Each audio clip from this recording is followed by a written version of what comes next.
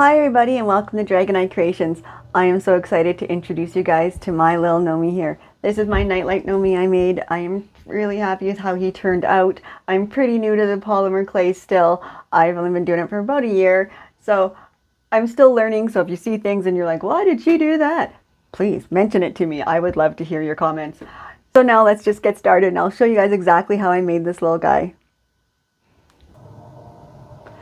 Okay, so we're just going to start with our glass jar and wrap some tin foil tightly around that, forming a cone shape for his hat.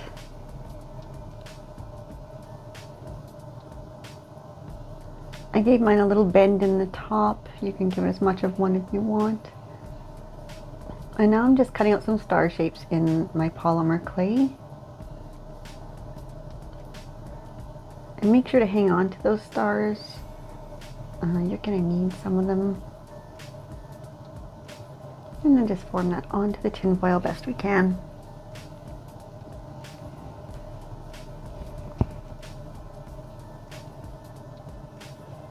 And we're going to do the exact same thing again and try to match up our seams. Again, best we can. We're going to smooth them out with some tools after. Here I had a little gap, so I just added a little extra piece of clay. And then we're just going to start smoothing those seams now.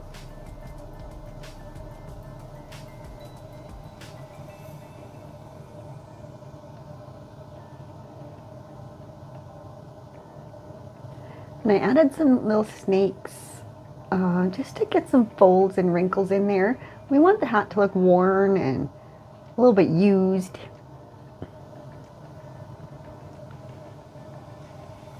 We not want our Gnomie to look like he's lived a life. A good life.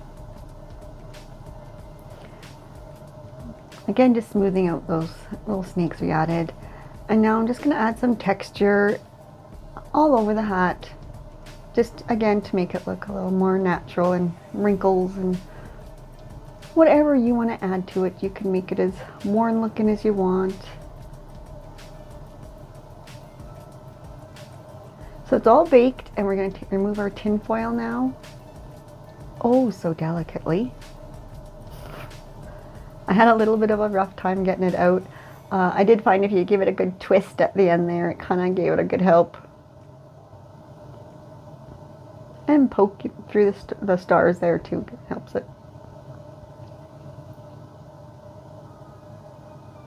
And I noticed, yeah, the stars are too low. I wish I wouldn't have put them quite so low, but lesson for next time. Some more clay. We've added a nose there, and we're going to just cover the bottom of our jar now. Just whatever color you want the body of your gnome to be. I usually paint all my stuff again afterwards. You don't have to. I know some people don't. I like to give it just a little bit of a paint job anyways. I don't change the color of everything all the time. It just depends. And then I just added a little bit of burlap. I just kind of pressed that into it just to give it some more texture once again. And I really like the texture this leaves for a cloth material.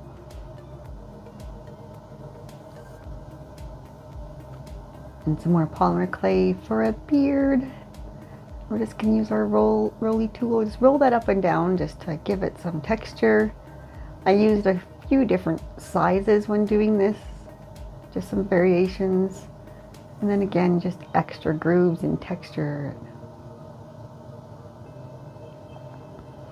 And now we're going to add his nose on there. And we're going to give his new little mustache a nice groom. Again, adding the same texture. I did also add a little wire to the tips of his mustache just so we can curl up the edges, and it'll give it a little more strength. Help it stay curled while baking as well. And same thing on the other side.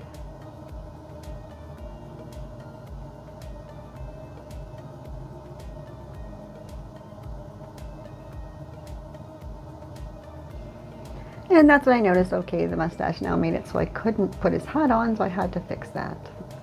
We got that all settled. And now I'm just going to start making him his arms. I did go over and just got rid of some of the extra clay just with a little bit of rubbing alcohol or ISO, whatever you want to call it, on a brush. And I just smooth that over just lightly. And now we're just going to form some hands.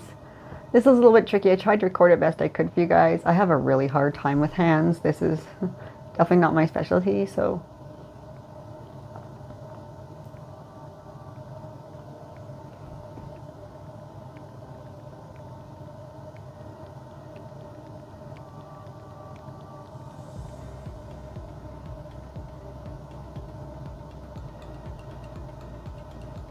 And then just kind of roll it out in between your fingers best you can. My clay that I use, it's very soft. I keep my room very warm, so my clay gets very soft sometimes, so it gets a little bit difficult to work with as well.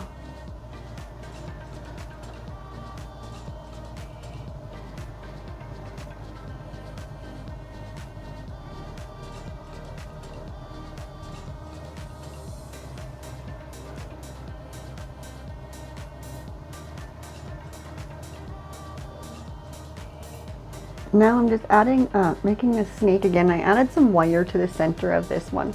This is for our wand that we're gonna make for our little gnome. And I wanted to just give it a little extra strength and support so I could give it a little bit of a shape.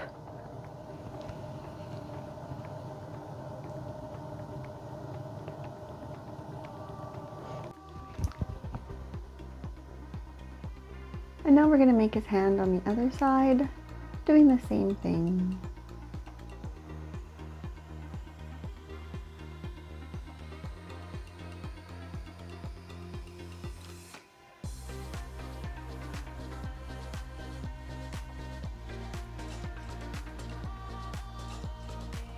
And I added some stars there to him. He broke while I baked him. I had such a meltdown over this. It took me a while to fix him. So while he was baking again, I went over the hat with some metallic colors to make me happier. Gave it a little bit of a dry brush with a metallic white over top of the teal kind of metallic. Added some little feet to him. Back in the oven he went. And now I'm just gonna go over the white with an off-white. And then touch up the flesh tones. I silver on the gray.